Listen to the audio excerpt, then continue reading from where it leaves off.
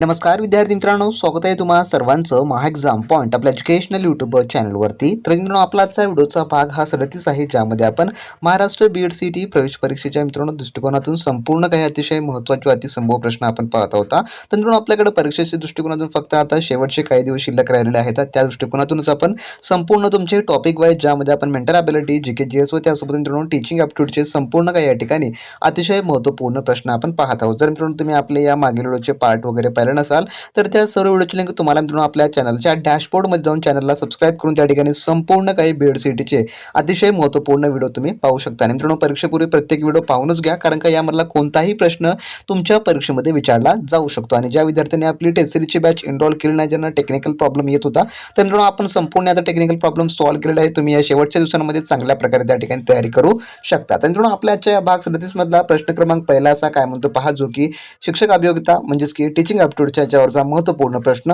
जो की प्रश्न पहिला या ठिकाणी आहे. समान घटकांचा सिद्धांत, ज्यालाच की थेअरी ऑफ आयडेंटिकल एलिमेंट्स असं म्हणतात, तर अध्ययनात कोण जे की मांडला, जो काही हा अध्ययन आहे, जो काही समान घटकांचा सिद्धांत हा जो आहे तो कोणी जो की मांडलेला आहे, असा प्रश्न आहे. तर याचं उत्तर आहे ऑप्शन नंबर पर्यायचं ब, जे की थॉर्नडाईक यांनी जे आहे तो मांडलेला आहे. तर समान घटकांचा सिद्धांत हा एडवर्ड थॉर्नडाईक यांनी मांडला, ज्यानुसार एका परिस्थितीत शिकलेले ज्ञान दुसऱ्या परिस्थितीत तेव्हाच उपयोगी पडते जेव्हा दोन्हीमध्ये समान घटक असतात, असा याचा थोडक्यामध्ये अर्थ होतो. त्यानंतरचा प्रश्न दुसरा असा आहे.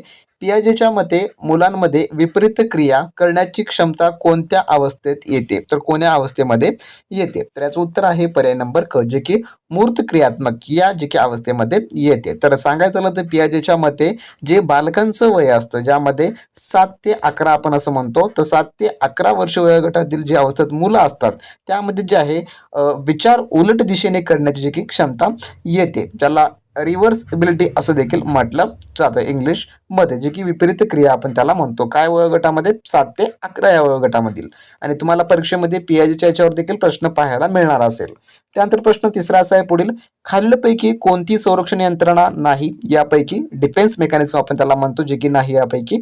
तर याचं उत्तर आहे ऑप्शन नंबर क, जे की सहचर्य ही जी आहे थोडक्यामध्ये नाही. तर सांगायचं झालं जर आपण यामध्ये उद्गतीकरण, विस्थापन आणि दमन ही मानसिक संरक्षणाची साधने आहेत. कशाची? मानसिक संरक्षणाची साधने आहेत. तर सहचार्य ही अध्यापनाची एक प्रक्रिया आहे, त्यामुळे या ठिकाणी जे की राहणार नसेल, पर्याय नंबर क.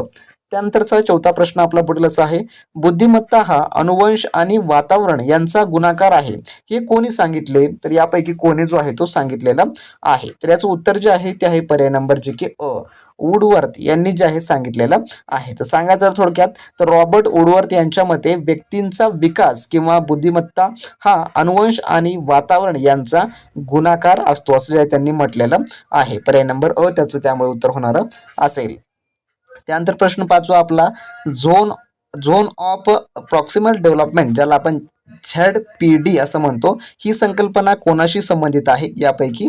तर याचं उत्तर आहे पर्याय नंबर जे की ब, वायगोट्स्की यांच्याशी देखील थोडक्यामध्ये संबंधित आहे. तर झोन ऑफ प्रॉक्सिमल डेव्हलपमेंट ही संकल्पना लेव वायगोट्स्की यांनी सामाजिक सांस्कृतिक सिद्धांतामध्ये जी की मांडलेली आहे. पर्याय नंबर ब त्यामुळे उत्तर होईल. त्यानंतर प्रश्न सहावा आपला.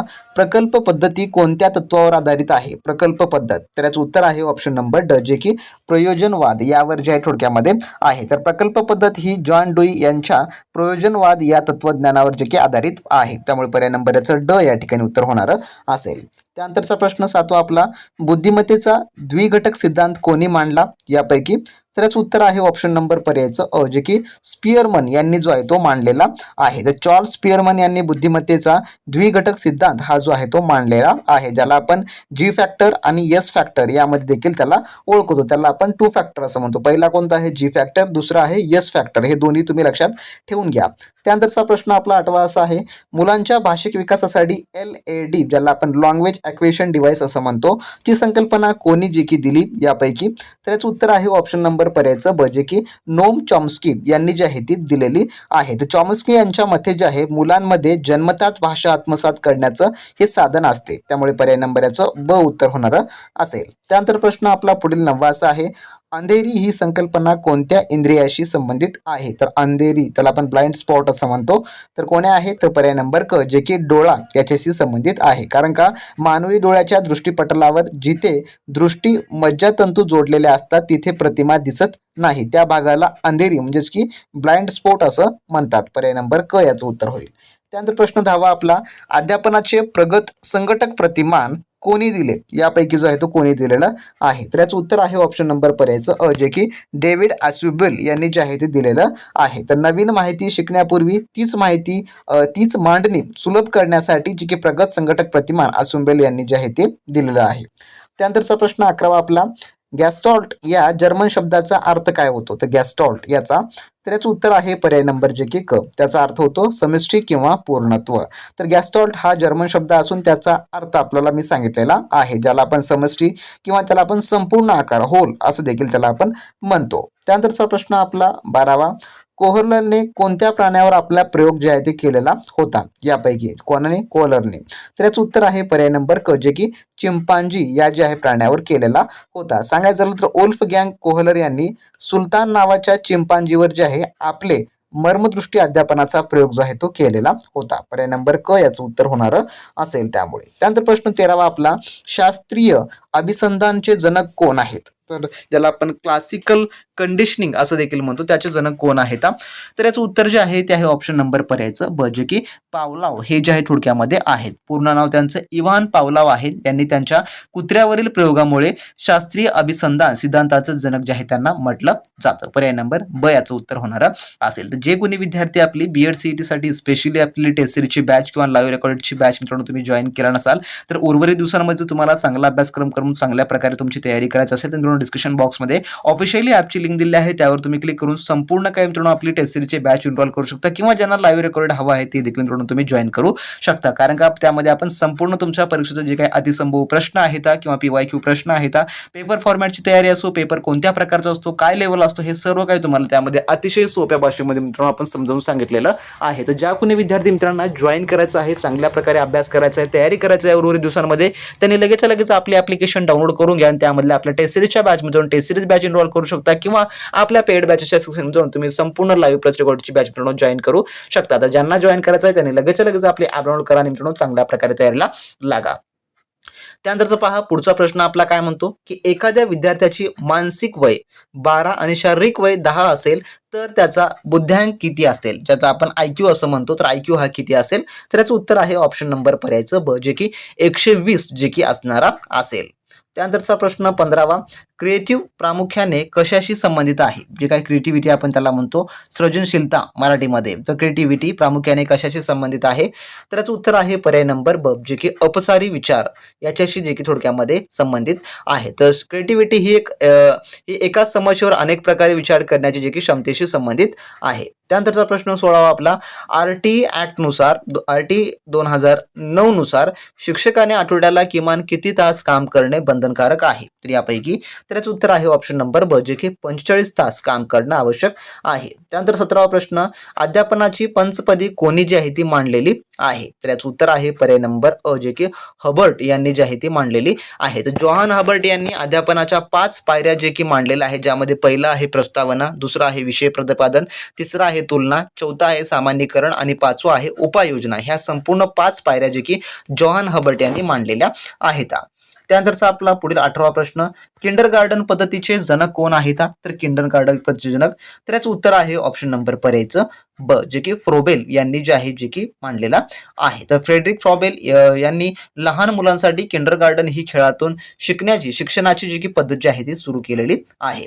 त्यानंतरचा प्रश्न आपला 19वा पुढील असा आहे, डिस्लोक्लेसिया हा विकार कशाशी संबंधित आहे? तर हा प्रश्न सर्वात IMP प्रश्न आहे मित्रांनो, कारण का 100% आपल्याला यावर प्रश्न येणार आहे परीक्षेमध्ये. तर याचं उत्तर आहे पर्याय नंबर अ, जे की वाचन या संबंधित आहे. तर डिस्लेक्लेसिया ही एक अध्यापन अक्षमता असून ती प्रामुख्याने शब्द वाचण्यात आणि ओळखण्यात येणाऱ्या अडचणीशी संबंधित आहे. त्यानंतरचा प्रश्न आपला 20वा असा आहे, वर्गातील शिस्त राखण्यासाठी शिक्षकांचा कोणता गुण सर्वात महत्त्वाचा आहे यापैकी? तर याचं उत्तर आहे ऑप्शन नंबर ब, जे की निपक्षपातीपणा. तर वर्गात शिस्त टिकवण्यासाठी शिक्षकाने सर्व विद्यार्थ्यांशी भेदभाव न करता निपक्षपाती वागणे सर्वात महत्त्वाचं असतं. त्यानंतर प्रश्न 21 आपला आहे, बुद्धिमत्ताचे प्रवाही आणि स्फटिक सिद्धांत कोणी जो आहे तो मांडलेला आहे? तर बुद्धिमत्ताचा.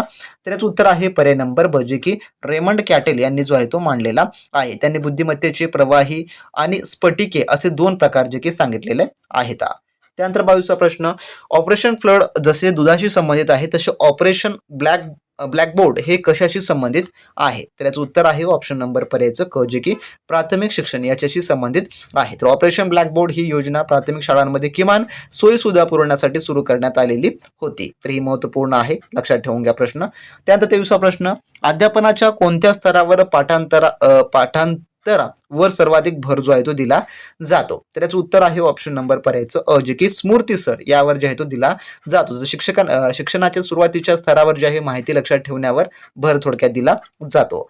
त्यानंतरचा प्रश्न 24वा असा आहे, 24वा प्रश्न असा म्हणतो की डिस्कॅल्युलिया हा विकार कोणत्या विषयाशी संबंधित आहे? तर डिस्कॅल्युलिया हा विकार, तर याचं उत्तर आहे पर्याय नंबर ब, जे की गणित. म्हणजेच काय, तर डिस्कॅल्युलिया हा आजार गणित क्रिया आणि आकडेमोडी करण्यात येणाऱ्या अडचणीशी संबंधित दर्शवतो. त्यानंतरचा आपला पुढचा 25वा प्रश्न, अध्ययन उपपत्ती मध्ये अभिजात अभिसंधान कोणी जो आहे तो मांडलेला आहे? तर याचं उत्तर आहे पर्याय नंबर ब, जे की पावलाव यांनी जो आहे तो मांडलेला आहे. त्यानंतरचा पुढील 26वा प्रश्न आपला, सोय शिक्षण पद्धतीचे जनक कोण आहेत? तर याचं उत्तर आहे पर्याय नंबर अ, जे की आर्मस्ट्रॉंग हे थोडक्यामध्ये आहेत. त्यानंतर 27वा प्रश्न, मापन आणि मूल्यमापन यांच्यातील मुख्य फरक कोणता आहे?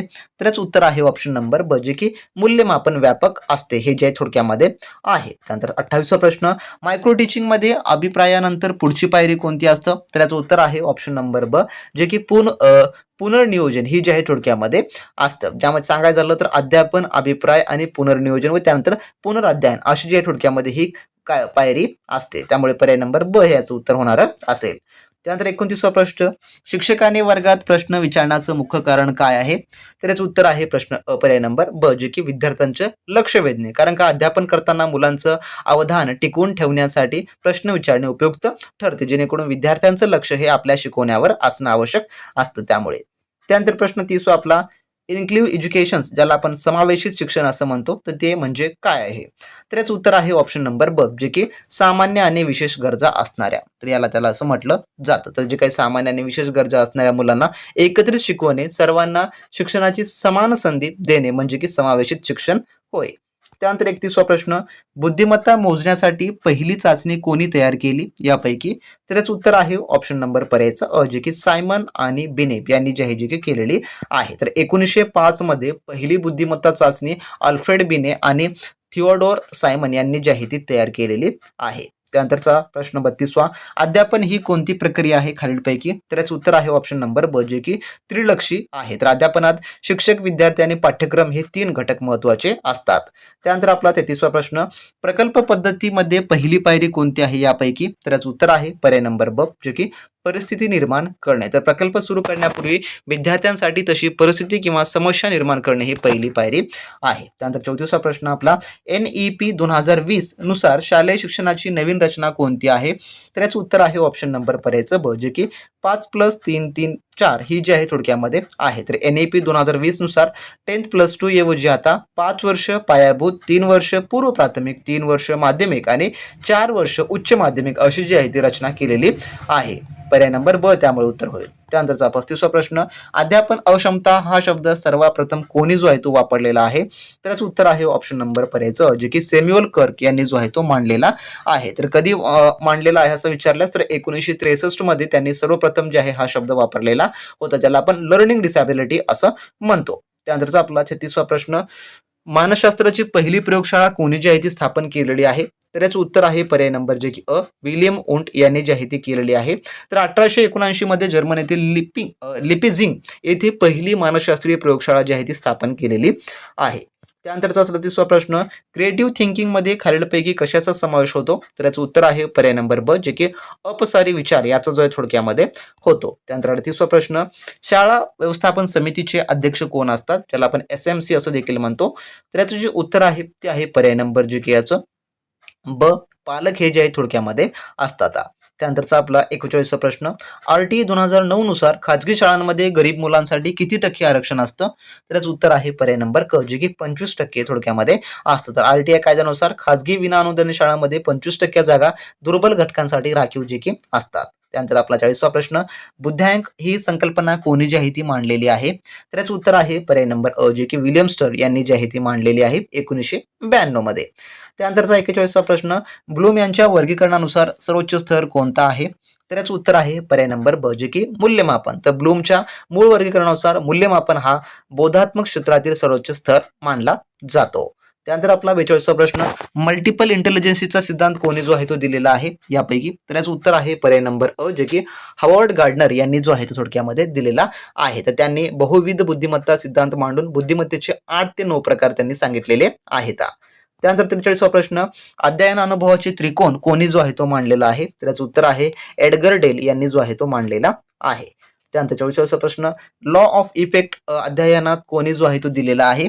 तर याचं उत्तर आहे ऑप्शन नंबर पर्यायचं अ, जे की थॉर्नडाईक यांनी जो आहे थोडक्यामध्ये दिलेला आहे. त्यानंतरचा 45वा प्रश्न, मेंटल हायजीन कशाशी संबंधित आहे? तर याचं उत्तर आहे ऑप्शन नंबर ब, जे की समायोजन आणि मानसिक स्वास्थ्य याच्याशी संबंधित आहे. त्यानंतरचा 46वा प्रश्न, साधक अभिसंधानमध्ये कशावर भर जो की दिला जातो? तर याचं उत्तर आहे ऑप्शन नंबर पर्यायचं ब, जे की प्रतिसाद किंवा प्रबलीकरण यावर जो आहे तो भर दिला जातो. त्यानंतर आपला 47वा प्रश्न, युनिसेफ ही संस्था प्रामुख्याने कोणासाठी काम करते यापैकी? तर याचं उत्तर आहे ऑप्शन नंबर ब, जे की बालक यासाठी जे आहे ती काम करते. त्यानंतर आपला पुढील प्रश्न 48वा, सतत आणि सर्वकष मूल्यमापन कधी सुरू झाले? तर याचं उत्तर आहे ऑप्शन नंबर ब, जे की 2009 साली जे की सुरू झालेलं आहे. त्यानंतर 49वा प्रश्न, राष्ट्रीय शैक्षणिक धोरण 2020 चे अध्यक्ष कोण होते? तर याचं उत्तर आहे ऑप्शन नंबर पर्यायचं अ, जे की डॉक्टर कुस्तीरंगन हे जे आहे थोडक्यामध्ये होते. त्यानंतर 50वा प्रश्न, स्वसंकल्पना म्हणजेच की आपण ज्याला सेल्फ कॉन्सेप्ट असं म्हणतो, तर ते म्हणजे काय आहे?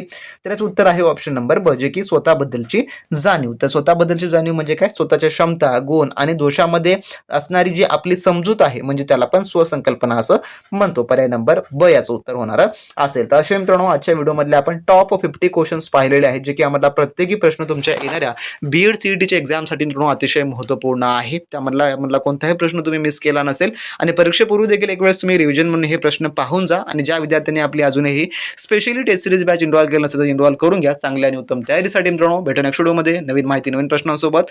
भेटूया तोपर्यंत मित्रांनो, बी प्रॅक्टिस क्रॅक एक्झाम.